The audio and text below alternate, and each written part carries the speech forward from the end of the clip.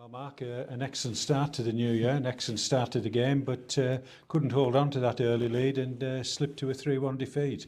Yeah, and I'm trying to be quite philosophical about it and quite positive about it, really, because we've created some unbelievable chances. Don't get me wrong, they have as well. It's been actually a game with lots of chances, both sides. It'll be a really interesting watch back.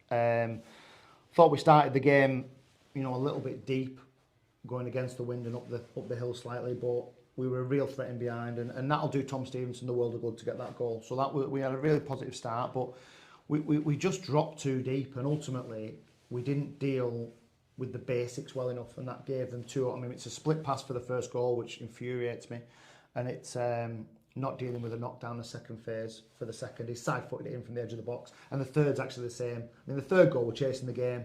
What I would say is our response after half-time was excellent. We created, 3 or 4 brilliant chances. And there was a chance for Jamie Allen unmarked at the back post, on 44 minutes. Half-time. And it's a game of margins and moments, isn't it? And at the moment, we're just the wrong side of those. There's lots of good. We're actually playing well. I think we're playing well. We're creating great chances against a side that are in the top 5 and are very cute and clever in what they do. I thought we didn't quite have the guile today that we needed.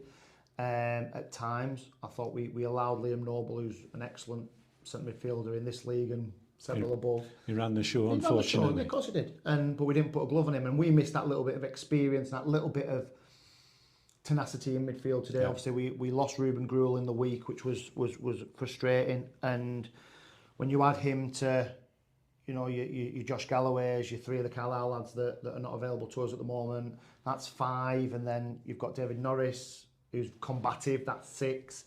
And all of a sudden, could have done with him today. He'd have loved that. That would have been his sort of game, and he would have dealt with him Noble, because they've had clashes before in the past, and the 2 experienced ex-pros, and they probably would have cancelled each other out. So, being without them, obviously we made a decision on Amadou, and he's moved on, and Theo's moved on as well. So, all of a sudden that's 8 players that were available to us last week and then aren't today. So, but we still came here with a decent side and gave a decent account of ourselves. We're just the wrong side of some of these margins at the moment. The danger is, and we're not going to sugarcoat it or dress it up, we're in a scrap, but we're one of a lot of teams that are in a scrap. I think someone's just told me between 11th, which is top half, and 19th, there's 4 points or 5 points or something like that. So, I don't think it's actually done us much harm from a league position today. I think we're still 13. You look at the points differential, it's not much, so that can change very quickly. We've got to get some points on the board. But I'm really positive about how we're playing. I think we're playing okay. We've got to come out the right side of some of these margins, which we aren't doing at the moment. And I did think when we got our nose in front today, we might be able to do that. The question is, have we got a real backs to the wall, grind one out performance in us? And I'm not seeing a lot of that at the moment. We're giving up too, giving some a little bit too easy in terms of chances. And when you come up against good teams and good sides, they're going to hurt you with those chances. So, there's a lot to take in, I think, today. There's a lot to watch. There's a lot to. What about the penalty? The penalty's a joke. Honestly, it ruins the. You can't talk about referees and you can't question integrity, which is strange, really, because they've not got integrity at the top of the game at the moment, have they, with all that's been going on. So they sort of leave themselves open to that question. It's in the 4th minute of the game. It's the softest penalty I think I've ever seen. Stephen Rigg, the lad's going away from goal. He's going to the byline. He just falls over his foot. It's not a penalty for me. I mean, he's missed it anyway, so it's irrelevant. Yeah, we got a reprieve. But we got the reprieve. And that gave us a platform to go on. But yeah, I mean, we needed that second blocker in midfield today. We needed Cass and that other player. And no disrespect to Kai, because Kai does a good job wherever you put him, and we've used him in different positions. But Kai Nugent is most effective at the top end of the pitch. And we had to withdraw him a little bit today. And then he was so keen to get up the pitch and join in that it does leave gaps. And they pick the gaps off at times. So yeah, we need to get a couple in. But the right ones in, if we had a Jake Allen or Ruben Gruel in with Cass today, it's maybe a different story. If you've got a David Norris, maybe a different story. But they're all ifs and buts. Can you go through the departures then as it stands? Because you were down to the bare bones today, having said, you were at decent numbers a few weeks ago. Yeah, well, we've gone from like feast to famine with the injuries, because we had 11 players injured, and then they all came back and we got ballooned again in terms of squad numbers.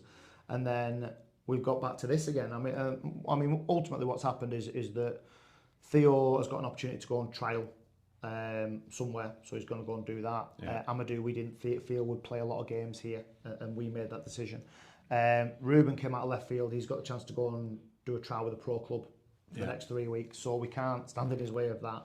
He's not under contract here, so he's going to go and do that. And if he's not successful, there's every chance that he'll be back. The 3 Carlisle boys, one's injured, Aaron, and the 2 other boys have been in and around the first team. Again, fair enough.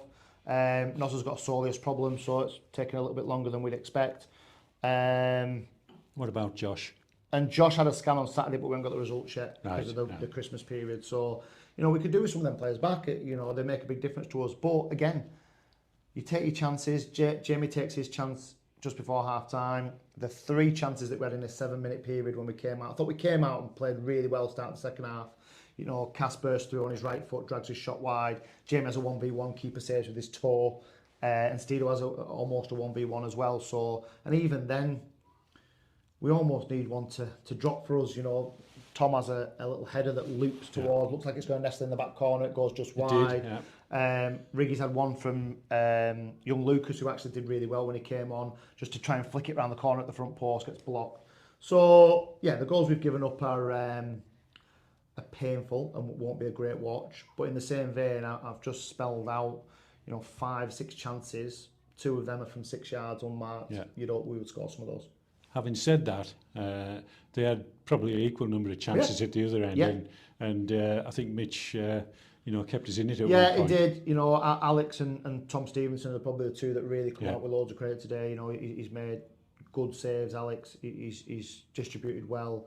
Young Tom is getting better and better and better. Yes, he's going to have inconsistency at times. He probably wasn't at his best last week against Morpeth, but before that he'd been excellent. Came on and changed the game at Rylands. So. Yeah, he's a young player with lots of potential, and Alex is at the other end of the scale, but he's still doing an excellent job. So, listen, it was a tough ask today. It'll be a tough ask on Saturday, but our season won't be defined by these 2 games, and we've already shown that our home record is good. We're playing decent stuff. We're creating good chances.